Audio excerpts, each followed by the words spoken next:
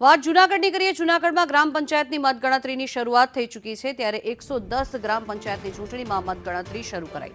સામાન્ય અને પેટા ચૂંટણી માટે મતદાન થયું હતું। જિલ્લામાં 6 અલગ અલગ સ્થળો પર મતગણતરીની શરૂઆત થઈ ચૂકી છે। જોકે કોઈ અનિચ્છનીય બાબત ન બને તેના માટે થઈને ખાસ ચુસ્ત પોલીસ બંદોબસ્ત પણ ગોઠવી દેવામાં આવ્યો છે અને પોલીસના બંદોબસ્ત વચ્ચે મતગણતરીની વહેલી સવારથી જ શરૂઆત થઈ ચૂકી છે।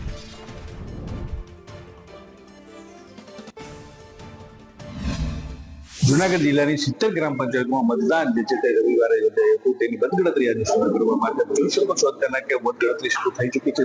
વંથલી તાલુકાના મામલતદાર કચેરી ખાતે તેમજ દરેક તાલુકામાં જે છે તે ગણતરી શરૂ કરી દેવામાં આવી છે। ખાસ કરીને બેલેટ પેપર દ્વારા જે છે તે મતદાન કરવામાં આવ્યું હતું અને ગામના સ્થાનિક જે સરપંચ હોય છે તેના તેમજ અને સભ્યો માટેની જે મતદાનની ચૂંટણી હતી તે પૂર્ણ થઈ ગઈ છે। થોડીક જ કલાકોમાં ઉમેદવારો જે છે તે વિજેતા ઉમેદવારોના નામ જાહેર કરવામાં આવશે અને ગણતરી છે તે પૂર્ણ કરવામાં આવશે।